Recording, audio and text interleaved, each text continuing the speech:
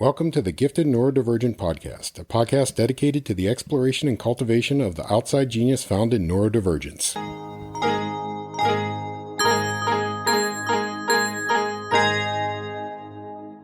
Hello, fellow gifted neurodivergents. Welcome to the Gifted Neurodivergent Podcast. My name is Lillian Skinner. This week we're going to talk about being a savant. Are you one? Most likely, because the savants are pretty much the people who learn with their emotion, who are guided by their emotion, who are subconsciously attached. And that is most neurodivergence. We are told that we need to be good at everything to be special, or really great at something to be special. And in reality, most of us are never given the opportunity to manifest that. Only if you are really wealthy and have access to certain teachers are you really allowed to manifest your savantism. And I know this because I come from a family of people who have all these amazing gifts and they never ever reach their potential. I'm one of them. I haven't reached my potential as I should have, according to my teachers or my parents, but I have reached a potential that I didn't even know was possible, according to me. So I'm going to introduce you to the dichotomy of that, the cognitive dissonance of being somebody who has all this talent and yet can't achieve it in the system. When they go out, they find out that that talent actually is for something completely different, because that has been my experience. And I'm going to start with an example of my youngest daughter and her art teacher. My youngest goes to art lessons. Both of my daughters do. They very much like art. And one of those art teachers is a woman who insists on the children drawing the pictures all the same. And she will literally hold their hands and prevent them from drawing certain things. And she will paint it for them holding their hand.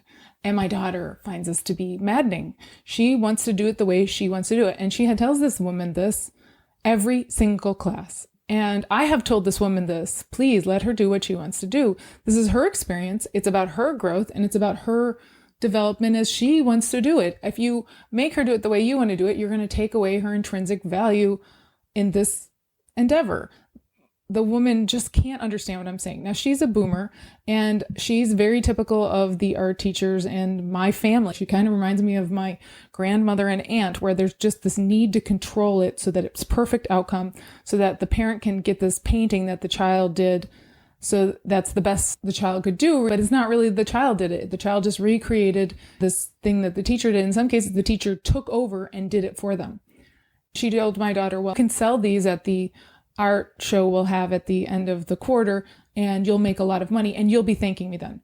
My daughter has no intention of selling them. She doesn't even want to go to the art show. She doesn't care. This is for her fun. She doesn't want to have to worry about competition. And honestly, the kids' paintings look so similar. I don't know why I'd buy one, because they're all the same. I don't think we'll be going to the art show, but I do think that this is fairly normal for our society. We're given all of these things we're supposed to do, supposed to recreate them as they were given to us, and there's not a whole lot of freedom to be what you want to be, create what you want to be, and the outcome be what it needs to be. The only people that are allowed this are the rich. The only people who are allowed this are the ones who have enough money to sort of make their own way and pay for it. The rest of us, we don't get that. We're not allowed it. We're taught not to even explore it. I find it to be interesting that we have a society full of people who, if you stay in the system, you will really never manifest your most amazing self.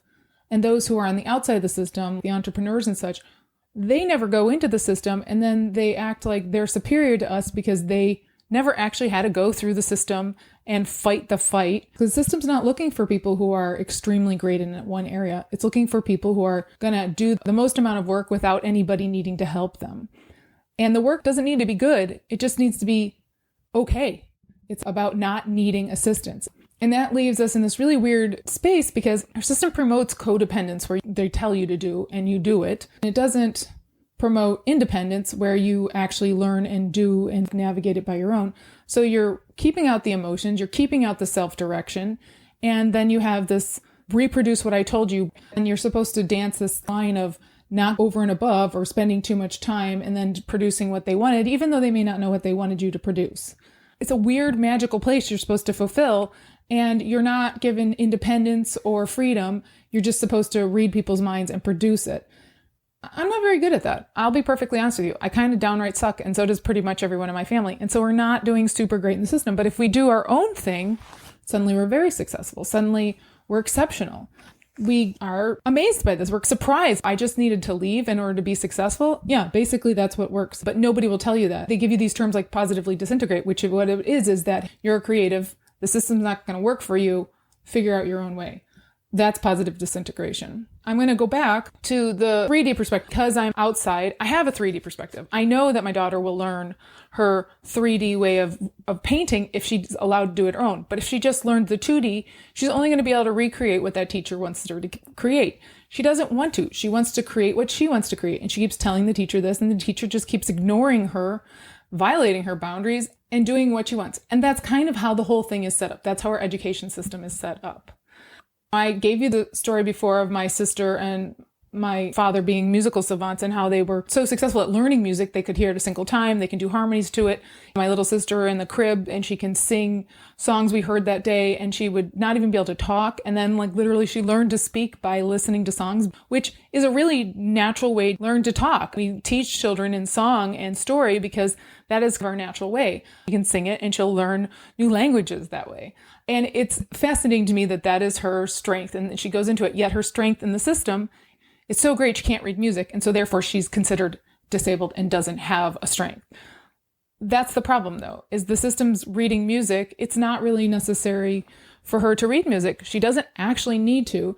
And she can sort of do it, but it's just slower. So she doesn't want to. It's a lot slower for her to learn that way. She can just hear it once. Why would she go read music? She really needs to be taught a marriage of where she comes in at an intermediate or upper advanced level, and then she learns to read music in that space, because that will actually teach her to read music. But we don't do that. We just say, oh, you fail, you're out. And so my sister didn't become the full musical savant that she needed or could be, but it has manifested anyways. She's this poet today. She has this incredibly distinct metronome type of styling in her poetry, and she's very particular. And she will say, the only C I ever got in English was in a poetry class because I didn't want to do it the way they wanted me to do it. I didn't like their style. Her style is her style, and there is no turning her back. Just like Shakespeare was his style, and there was no changing his style. Am I a big fan of Shakespeare? No, I'm not. He is a prolific writer, but he is verbose as heck. And I'm just like, dude, could you pare this down? But that wasn't his style. And he produced so much that people found it to be delightful, and he was prolific. And that was what made him a genius. But I wouldn't say that he's the greatest writer of theater ever or stories ever. I mean, and he's just not my style. We are very distinct in what we like. My sister's very distinct in what she likes. She will change all of my poetry to fit her metronome style. And I don't really necessarily concern myself with it because I just know that's her need. She has an emotional need to do that because it is coming from her subconscious. It is powered by her subconscious, and she feels that need. And you will find many talented people have so much forcefulness in recreating their style with what they do. I think of directors, they're screaming babies, but their outcome is amazing. They have so much emotion in that particular endeavor because they are savant. They're producing these things with an emotional way, not based on how the system says or the formulas that they're taught, but one that is innate within them. Because our systems told us we were not good at our best gifts, my father sort of embodied this, and that's the kind of parent I ended up having. Was I a prodigy like my children? Was my sister a prodigy like my children? No, of course not, because we were told we were not good enough. We were never cultivated. No one tried to figure it out for us. My father told me, despite my having absolute pitch and I could learn music fairly quickly, there was no reason for me to be cultivated in music because unless I was a Mozart and I could play like piano right out of the womb, why bother? I shouldn't be playing. Honestly, I wasn't a great performer. I really sucked at performing. My sensitivity, because I'm a motion savant, my sensitivity is so high that I cannot do performance where I engage with the crowd. All I can do to sing the part I'm supposed to sing or play the part I'm supposed to play, the engaging with the crowd is too much. It's beyond what I can do because there's so many inputs from the crowd that I can't actually play and sing. So I have to shut down my engagement with the crowd and just put it out. And so I look stiff up there. I look boring. I have definitely had at least 10,000 hours performing, and I haven't gotten better at the performance part. I can play the instrument part. I can sing the part. I can do it perfectly. But the second I get up there, I'm handicapped by the performance. And this is kind of the problem with our system, is that it doesn't matter how good I am at the musical part or the reading part or the playing part. It doesn't matter how good I can sing it they will grade me on the performance, and I'm never going to be able to get past that point. So I end up being limited, even though I'm very talented in the area. We have these extreme strengths and we have these extreme weaknesses with our neurodivergence. We're just the extremes. If you're a motion savant, you're never going to get cultivated. My kid who's a math savant, she gets cultivated. She was not cultivated by the system. They just kind of threw us out. There are people who will cultivate her. There's like a way for math and science. There's a very clear way. And I was able to find people to cultivate her. But my other kids who are emotion savants, nope, there's no cultivation of you. Your mom's got to figure it out. Well, lucky for them, I figured it out. That's what I do. That's kind of how my brain works. I figure things out. I figure things out for people. But I didn't get that. And I know what happened as a result. I was this kid with, you have so much potential. Why won't you fulfill it? I couldn't. In sports, I didn't have stamina. I was very athletic. I could jump high. I could run fast. I couldn't do stamina. I sucked. And they were always telling me I was lazy, and I was always never enough because I have Ehlers-Danlos syndrome and I do not have stamina. My body is incredibly hypermobile. Also, let's add to the fact that I was going to school and working and I had so much going on, and I went back between two parents' house every day with the divorce, and I didn't sleep well. I was run ragged. I was exhausted. I was so burnt out. I had alexithymia, and I'm a emotion savant. Alexithymia with emotion savant. So my savantism would come up in screaming, and I would be able to see this giant big picture. But on a day-to-day basis, I never felt anything. I felt nothing for me. I felt like a big void. I thought, like, what is wrong with me? Well, it's because I was burnt out. The second I got unburnt out, the second I was able to get out of the system and I wasn't working a million hours and I was able to sleep on my own schedule, I stopped having seizures. And I stopped having burnout, and I could be my full self. And so now I can see everything and see the big picture. I can see how all these patterns are. I can see it through the histories. It's amazing. Every day I'm like, oh my gosh, I see how everything comes together. Again, there's no way for me to test that. I mean, essentially, the only thing to prove that is what I'm doing right now with you, showing what I see, making these connections. That is me proving that I'm as intelligent as I say I am. And that really is up to you to decide, because I'm only living in my head and I have the lopsided perspective.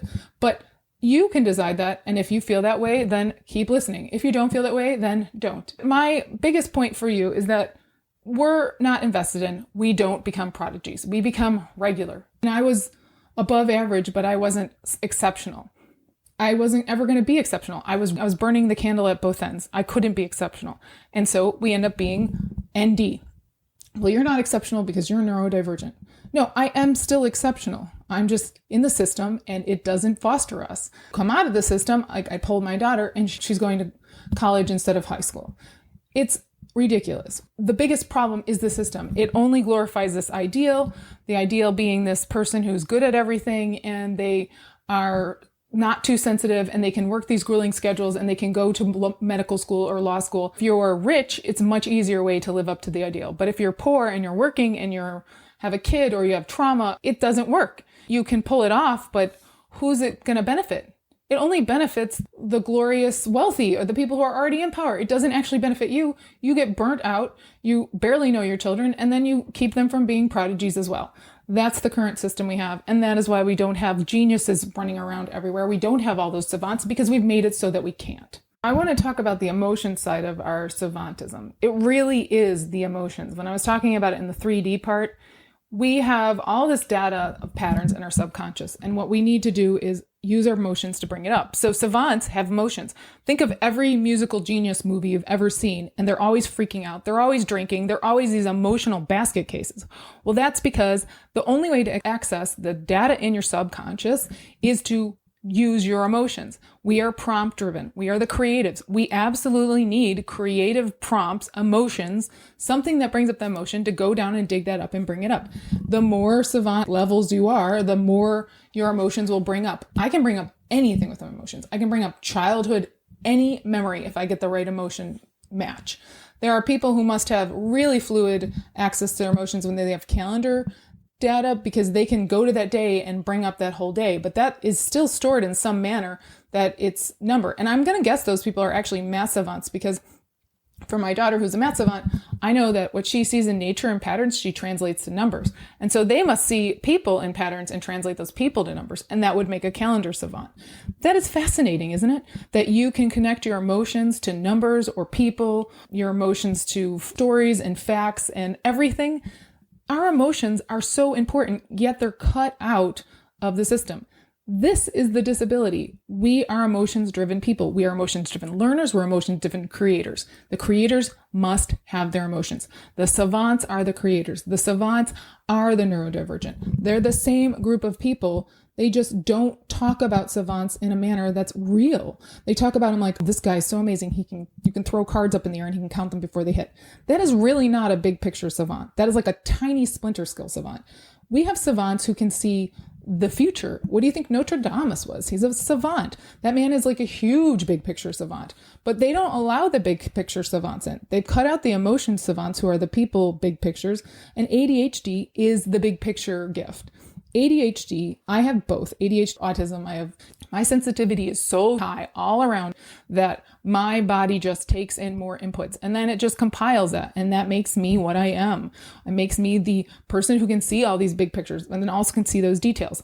I can literally move between my ADHD and my autism during the day. My ADHD will have these big, massive, holy cow realizations. And I think, oh my gosh, I see it. And then my ASD will have these little tiny details and be like, this is how it all works out. That is how my brain works. It kind of skips between those two extremes. I don't have a middle point. I have to connect them, and that is the actual work that I do. But I am intrinsically motivated, and it comes together, and I have super focus, and I have special interests, and I am there, and I can do it. If I'm not using that, though, if I'm not using those emotions, and I'm not getting my 3 parts of neurodivergent giftedness, which is empathy, sensitivity, and super focus, I'm not going to be able to provide. And since our system has a whole thing set up where they're first measuring you on what you've learned in the system and not actually what you've learned, and second, they don't actually use super focus and they don't have emotions as part of it, you're never going to be the system's ideal person. You are still ideal. Why do we have a system that holds us all up to a single style and then tells us we're not good enough? It's so that they can control us. It's so that they can guilt us into being what we shouldn't be. It's so that they can break us and make us into the cogs that they make for the system. We have slavery still. We have a version of it, and it is mental. You can't get somebody to give you their life without breaking them mentally. And that's what the systems do. Some people can live in that. I can't. My family can't. Our emotions are constantly screaming, this is captivity. This is bullcrap. This person's not going to serve me. This person's going to try to cheat me out of the money. I'm doing all this work, and in the end, I know I'm going to end up suing them because I can tell they're going to cheat me out of my bonuses or my portion that I was written into my contract. That is our system. We value people who cheat people. Rich people are constantly in lawsuits. We know this from Trump. We know this from Elon. He's not even paying the people who have the Twitter buildings for the company. It is a big game for them. They don't give you your part back. They cheat you out of it. That's how they get rich. We have a system that works against the most sensitive people because they are fair, in balance. I cannot stand unfairness. I want to tip you. I want you to do a good job. I want you to be empowered. This is just my innate nature. I want equality. I want an egalitarian society. This is what savants are. They're the people who move through the world in a natural manner. They're the people who want to cultivate a society of equalness and people who are healthy. I have to have healthy. This is what emotion savants gifts are. I moved myself from really one of the most traumatic places to one of the healthiest by sheer emotional drive. My emotions would not let me be anywhere else. It just kept pushing me, and I had no choice but to get where I am today, which is free, in a loving, healthy family, and able to give back. But up until that point, I could barely survive. And I was sick, and I was broken, and I was depressed, and I just wanted to run away. I wanted to be free of this world. And now I've created the place I wanted. I've created it because I had the opportunity to, and now I'm going to tell you how you can do it. This is what we need to do. We are looking at a time where it's never been a better time to exit and figure out your own way, because the whole thing is falling apart. The system is serving fewer and fewer people. You used to get a retirement if you stayed in the system. That's no longer available. Why would you stay in the system? There's nothing to pay you off.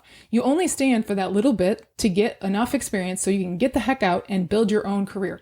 That's where we're at now. That's great for us. We're really good at building our own career. We're really good at building our own path. That's our gift. We are really, truly the independent ones mentally. Yes, we may not all be independent physically. I'm not the most physically independent person. I can get around my life just fine, but I do not work thousands of hours without utter exhaustion and getting sick. My children need two parents. They need two parents, so I am a good parent. I was a single parent for 10 years, and it was the hardest thing I ever did. Being the one who's the provider and the mom, we're the emotions-driven people. We absolutely need to connect and work within our emotions.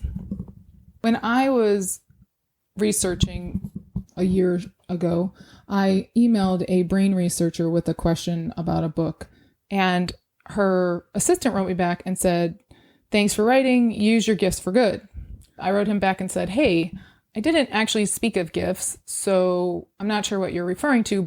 And he wrote me back, "Oh, I'm so sorry. This is a blanket email I send. We get like 200 to 250 emails a day, and most of them are people telling us what amazing, strong gifts they have, amazing things that their brains do." And I didn't care anymore about the question for the book. All I cared about was this idea that I could find other people who had really amazing gifts, things that their brains would do. And I said, "Can you send me those people? Can you send those emails to me?" And he stopped writing me back because I understand he can't, privacy laws. I learned that day that I wasn't alone. I am today going to tell you how my Savant gift has manifested in my life. In addition to just getting me to healthy, in addition to driving me to a place that I didn't have patterns on. It told me when my patterns were bad because my two brains, my cerebrum and my cerebellum, sort of go back and forth between concepts. So I'll have a pattern, and if the pattern is bad, my brain will duke out how to make it good. And if the pattern is healthy, they're in sync. I feel that syncness. But when they're at odds, my emotional state is horrible. It's sad. And that's what's happening to you. That is what's going on with your depression and all of those things. Your brain and body, cerebellum, your sensory data brain, is saying, this is not okay. These patterns suck. Can we get to some healthy patterns? Whereas your cerebrum is duking it out, saying, this is what we know. This is where we have to stay. We're supposed to be here, and we can't go anywhere else without losing the love of, your mother, your father, your boss, or whatever. And you're in constant dissonance because your two brains aren't in agreement. But when you actually do what your brains want, you have that cognitive peace, you have that emotional peace, you have that full connection of mindfulness. And they keep telling us to meditate, which I disagree with. I don't believe we need to meditate the way they're telling us. Just like emotional intelligence isn't what they are telling us. Emotional intelligence is you being in sync with yourself, your emotions and your intellect working together. It's emotions and intelligence. The system never actually teaches us what healthy is. It teaches us what's good for the system. So you're in a state of panic and sadness and confusion because not that there's anything wrong with you, but you're actually just trapped in a system that's not meant for you. When you get out and you get yourself to a place where that is meant for you, you don't have those issues anymore. It goes beyond that. And these are the gifts I'm talking about, and these are the gifts I want to hear about from you. When I was 9, I had dreams that my father was trying to kill my mother. And then they came true. I had a lot of dreams come true when I was a kid. I had them all the time, but they were usually stupid. So-and-so is going to wear a yellow shirt because it turns out he wore a yellow shirt every Tuesday. But I didn't know that. I just had a dream that he wore a yellow shirt. And then he showed up in front of me with the yellow shirt. And I was like, oh. And I remember telling church ladies that my dreams sometimes came true. And they told me I was a child of the devil. And I was like, well, I guess I won't tell any more people. If I told my parents, they would flip out at me. Or if I actually used my patterns on them and I used them too overtly and they could see that I had noticed things that they didn't want me to see, I was called manipulative and cruel and disgusting. I learned to not share those, but it didn't mean I didn't still see those patterns. That's what happened with my mom and my dad. They were going through a divorce, but I didn't know because they didn't fight in front of us. And my father wasn't around consistently at all. And then the next morning, my dad showed up and I came downstairs and I could see him screaming in my mother's face. And I could see that his hands were around her neck, although there was like something barrier there. So it looked like he was choking her, but there was a stovepipe in the way and I couldn't see exactly. But it didn't matter. It was like I knew it in my body that this was happening and I knew what I needed to do. And what I did was I went and grabbed my siblings and we came down and we stood a very far distance away and we stared at him because my dad cares more about his reputation than he does about his family. And he didn't want us seeing that. And so he left. And then I told the neighbors something's going down, and the neighbors got involved. And then we told other people and more people. And it happened so many times through that divorce. But my mom is still alive today. She's still alive. And so I did my part. My dreams saved us in that moment. And it's not the only time it happened. Actually, I noticed my patterns being something that I could access. When my son was a little baby, I had him in college. So I went back to school the week after I got out of the hospital, and he went into daycare, and he was brand new. And I was really, really worried about him. But I had this strange ability to sort of know what he needed next all the time, until I worked too much or I traveled for too long, or I was disconnected from him because work was just giving me so much stress. I would try to schedule a few days off or a couple days off and I would always be able to find his patterns again. I'd always be able to get back in front of him. Also, he was growing. I mean, he was growing at such a fast rate. I mean, he was a baby that he was changing. His brain was changing. His body was changing. Everything was changing. And so I couldn't exactly be sure where he was going. And so I'd take some time and we'd spend it together 24/7 basically. And I'd get back on where his patterns were and I would be able to see what he needed and I could get in front of it. And it was so easy because he didn't cry that much. He wasn't an upset kid. He was actually really happy because I always sort of knew what he needed before he needed it. And then when my daughters were born, I knew that this was going to be necessary. And so I worked it out so that I could stay home with my daughters and work. And we started our own company. It's a good thing I did that because it turns out that both of my daughters had condition that would have resulted in their death if I had to work full time. I had massive anxiety with them as babies. I was pretty sure they were going to die in their sleep. It made me feel insane. And I thought I must have postpartum. But I didn't go to the doctor because I tend to go to the doctor and they tell me this extreme thing that's just never right. I just trusted myself to figure it out. I did notice that my one was only sleeping in the car seat or she was sleeping on me. And I have seizures. I really do need to sleep. It's a lot for me to give up my sleep, but I couldn't leave them alone in the crib and walk away. I just couldn't. The panic I had was so severe. So I let them sleep on me for 3 years. And both of them, it turns out, had tonsils so big that when they laid down flat, their throats were closed off and they couldn't breathe. I didn't find that out until they were 3, but I knew it. I knew that panic. And I realized in that moment that the emotions I was feeling weren't mine. They were the baby's. I think we have so many more abilities than we are allowed to have in our society. We have all these emotions. We have all this sensory data we're not using because our society says, no, you're not allowed to use it. We're going to take it away and we're going to make it all 2D. The third portion, that emotions and that sensory data, is taken away so we can't figure out what our own truths are. This is the gift I was given. This is my savant gift. I see people.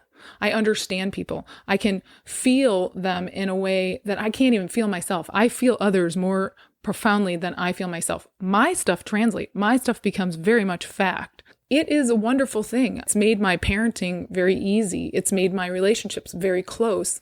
I love deeply, and I can tell people who love deeply. My synesthesia delivers for me in this space. I can feel it in others. I have synesthesia that absolutely helps me connect with people just like me, even though I'm this rare person. I want to know what your gifts are. I want to hear how this works because this is savantism, guys. This is how it works. We see all these patterns. We have access to our subconscious. We live in a manner that is completely, utterly creative because we can see data that others can't. And as we go into the AI revolution, that data is all going to be just regular data. It's going to be that 2D data. You will be the exception. You'll be the person that can see past that and use it to your benefit. You won't need the system anymore. The system will need you. That is a huge reversal of fortune for us, but only if we get in front of it and demand that we get treated as equals, that we get treated and allowed to live in a healthy space, that we don't have to come in and work under these thumbs of people who are tyrannical. We need to embrace our power because this is the natural way. This is the cycles that our civilizations go through. They are developed by the creatives, the utopian societies. They crest and then they pull us back and they push us back and out because they realize that if you're really cruel, you can oppress. And you oppress and they build hierarchies and they build fortunes for a few. And then it comes crashing down because that is not sustainable and people will revolt. And we're kind of near that eat that rich point. And the people who have the ability to turn it around and get the power back to the people is the gifted. It's the neurodivergence. It's the highest gifted. It's you. I need you to understand your gifts so that you can figure out how to navigate this and all the change that's coming and all the things that are going to go down. It is you that has the ability to make that change. It is you who has the ability to go out into the world and use the things that you've gone through that have been horrible to the benefit of you and everyone else. So I hope you will listen to this podcast and you will hear what I'm asking for, and you will email me at info@giftednd.com and share what your gifts are, because we need to know them. I will help you cultivate them. We need to understand how much sensory data we're taking in so that we can get in front of what is coming and live well. Do not verify the accuracy of the information contained in this podcast series. The primary purpose of this podcast is to inform and educate. The Gifted Neurodivergent podcast is only available for private, non-commercial use. Any other use of the information contained within this podcast must be done with express written approval and knowledge of Lillian Skinner. You may not edit, modify, or redistribute any part of this podcast. The developer assumes no liability for this podcast or its use on any other podcast or other media. The developer assumes no liability for this podcast or its use on any other podcast or other media. The developer assumes no liability for this podcast or its use on any other podcast or other media.